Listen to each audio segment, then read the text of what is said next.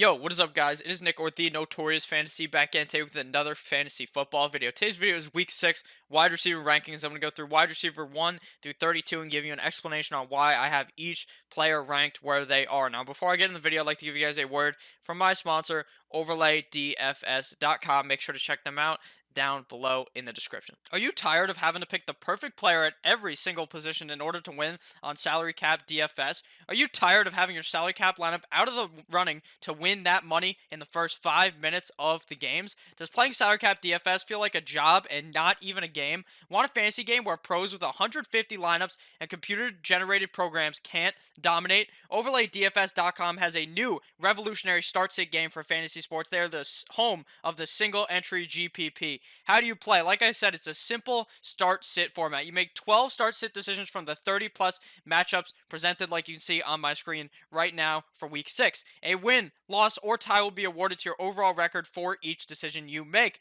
Records in the top 10% of users win 9 times your buy-in. 12-0 records win GTD progressive bonus. All matchups are player versus player who will have the most total fantasy points. Usually 8-4 records are good enough to get that cash. Sometimes 7-5. Other times 9-3, depending on the week. You make 12 picks in the matchups options listed. For example, for week 6, it could be Pat Mahomes versus Deshaun Watson, Baker Mayfield versus Andy Dalton, Dalvin Cook versus Alvin Kamara, and many, many more. The object is to stay consistent and finish in the top 10% of the field to win 9 times your buy-in until the stars align and you go that beautiful 12-0. Right now, if you go a perfect 12-0 in the $109 game, you'll win the progressive bonus of over $26,000. They have buy-ins at all levels. If no one hits the perfect 12-0 record of the progressive bonus, keeps growing and growing and growing until it gets hit. It's like the super contest, but for DFS. Don't get shut out.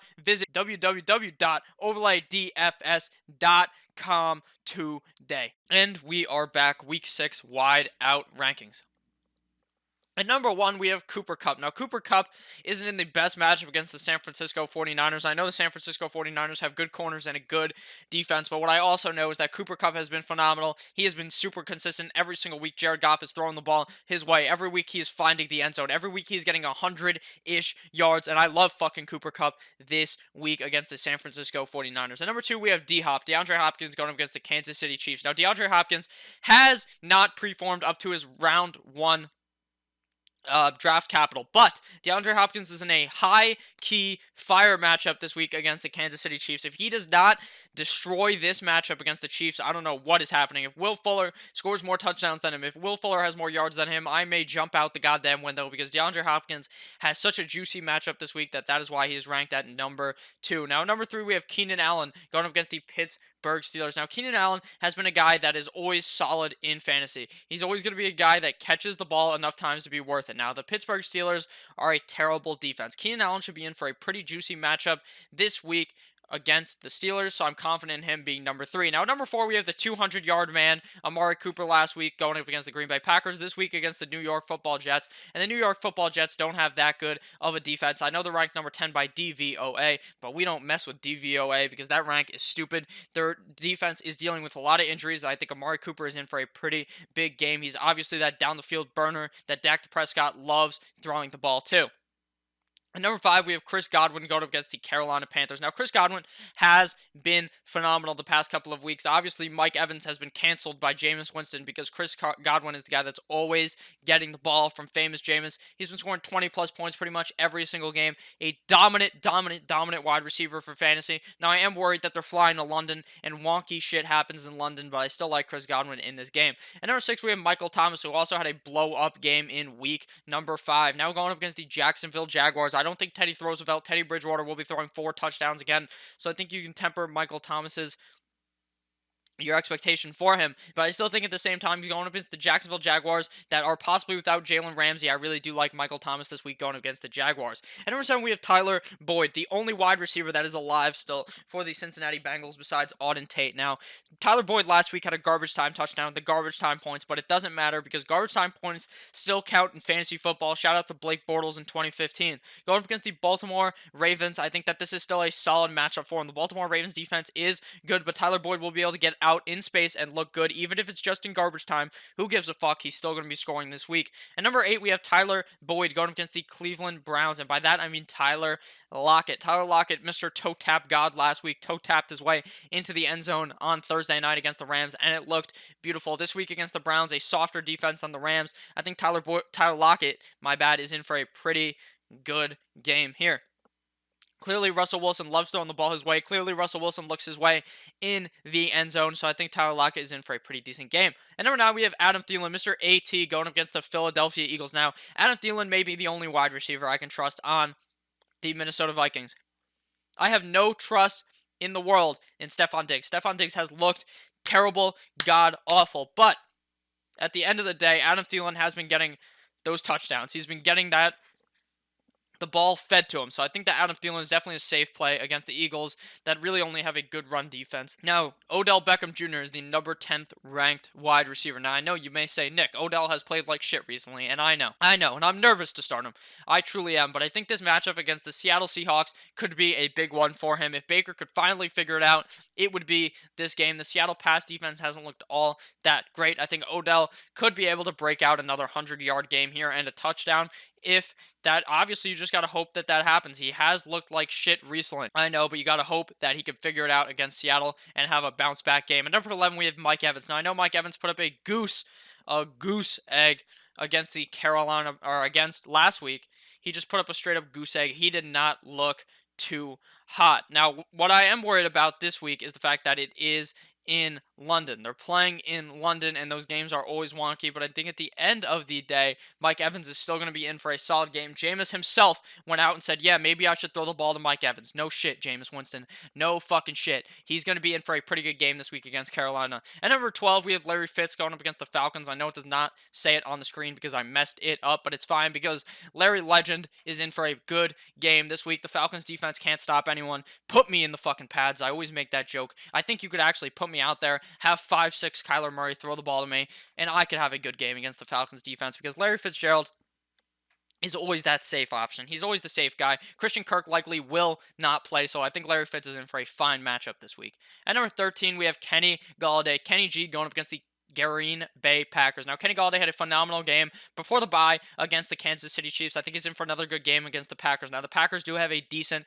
pass defense, but I'm not too worried about that. Matt Stafford clearly loves feeding the ball to Mr. Kenny Golladay. At number 14, we have B. Cooks. Brandon Cooks going against the San Francisco 49ers. Now, I know last week he got his ass knocked over, clapped down. I thought he may have died on the field, but Brandon Cooks is A-okay. Knock one time if you're with me. Brandon Cooks is all healthy. He's all good. Seems to be good to go for this week. As long as he's good to go, I'm playing him against the San Francisco 49ers. At number 15, we have DJ Shark going up against the New Orleans Saints. DJ Shark has been phenomenal. I've ranked him far too low every single week, and this week a lot of people are calling for his downfall against Mr. Latimer, but you know what I say? I don't think that's going to fucking happen. I think DJ Shark is going to get fed the rock from Mr. Minshew, and I think that DJ Shark is in for a good/great game this week against the Saints. At number 16, we have Robert Woods against the Eagles. Now, Robert Woods has not been catching the ball all that much. He's getting the ball thrown his way, but Jared Goff just can't seem to find him, and when he catches it, they just throw a flag penalty for Robert Woods catching the ball because he hasn't been getting all that many yards, but I think he's still in for a pretty good game this week.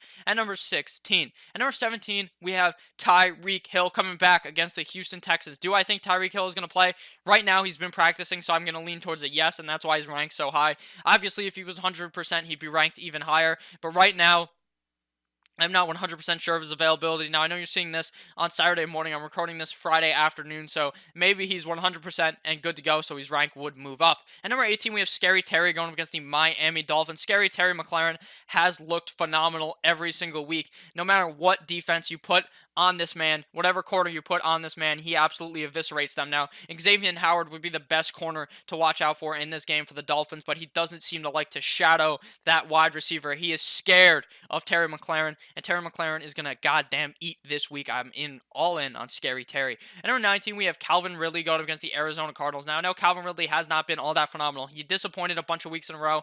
Week 6, Week 5 looked okay, but this matchup is too fucking good against the Arizona Cardinals. He's in for a huge game against the Cardinals. At number 20, we have Juju Smith-Schuster going up against the LA Chargers. Now, I know he's on his third string quarterback. I know number 20 may be a little bit too high for Juju, but you know he's got that talent. You know if Devlin Hodges throws the ball anywhere near him, he will be able to catch it. And the Chargers defense has looked good, but last week didn't look all that great, so I think Juju's in for a pretty good game. At number 21, we have Will Fuller. Will Fuller is a guy that I'm not buying too much into. He had one great game, and people are going to buy completely in on him being a top 10 guy or top 15 guy rest of season. I'm not necessarily buying into it, but this matchup is too good for Will Fuller not to be a top 25 guy. Going against the Kansas City Chiefs, who can't stop anyone. Obviously, they couldn't stop the run last week against the Colts, but I think this week that Bill O'Brien is too fucking stupid to realize that they need to run the ball, and I think Will Fuller will be in for a good game. At number 22, we have Michael Gallup, Mikey G, going against the New York Football Jets.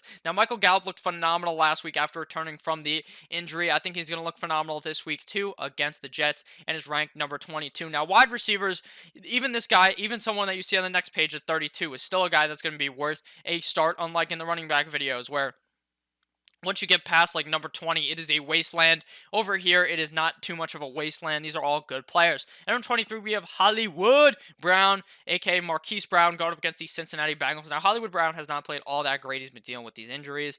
So you got to temper your expectations for that, but I think the Bengals defense is so bad that if Hollywood Brown doesn't have a good game, there is something wrong. At number 24, we have Stephon Diggs going against the Philadelphia Eagles. Now, I have zero confidence in Stephon Diggs. 0.0000 repeating confidence in Stephon Diggs. He has looked terrible. Not he looks terrible, but Kirk looks terrible throwing in the ball. Kirk Cousins clearly doesn't want him. Stephon Diggs wants out. He probably wants to go to the Patriots, but he's still ranked number 24 because the Philadelphia pass defense isn't all that good.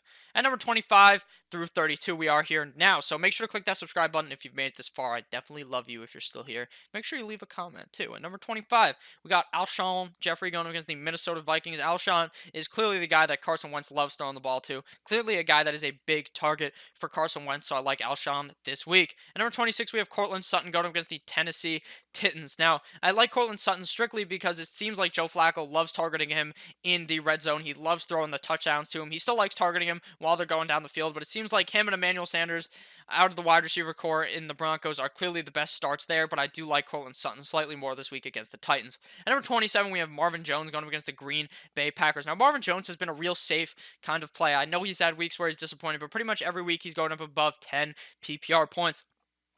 The Packers' pass D does look pretty good, but I think at the end of the day, Marvin Jones is going to get the ball thrown to him by Matt Stafford enough to have a good game and be ranked number 27. At number 28, we have Emmanuel Sanders. Like I said, Joe Flacco clearly likes throwing him the ball. He's clearly a speedy guy, even in that old age. I do like Emmanuel Sanders against the Titans. At number 29, we have Marquez Valdes-Scantling going against the Detroit Lions. Now, I don't think Devontae Adams is going to play this week against the Lions, so that's why MVS is ranked so high. At number 30, we have Curtis Samuel going against the Tampa Bay Buccaneers. It may seem like Mr. Kyle Allen likes throwing the ball to Curtis Samuel slightly more than DJ Moore, and that's why I like Curtis Samuel this week as well. I think he's in for a pretty decent game against the Broncos. And by the Broncos, I mean the Buccaneers. At number 31, we have Jarvis Landry, Juice Landry going against the Seattle Seahawks. Now, it seems like Baker Mayfield has completely forgot Odell is on the team. Now, I know Odell is ranked pretty highly, but it seems like Jarvis Landry is definitely his safety net. Jarvis Landry is definitely going to get the ball thrown his way, and that's why he's ranked number 31. And at number 32, we have Demarcus Robinson going against the Houston Texans. So now, with Tyreek out, Tyreek in likely, Sammy Watkins likely out, Demarcus Robinson, Mecole Hardman, and Byron Pringle are still in play because Sammy Watkins is out. Which one will do the best, in my opinion? Demarcus Robinson just seems the safest of them all. Byron Pringle could be in for a good game. So could Mr. Mecole Hardman, but I like Demarcus Robinson slightly more. It seems like Mr. Patty Mahomes, Mr. Kermit likes throwing the ball his way. So thank you guys all for watching this video. If at any point you enjoyed, make sure to click that subscribe button. Make sure to click every button. The like button, the dislike button. If you hated it, that's fine with me. Make sure to leave a comment. Follow me on Twitter. Check out the link in the description down below. OverlayDFS.com. Come play with me. Have a great rest of your guys' Saturday. I love you all. Goodbye.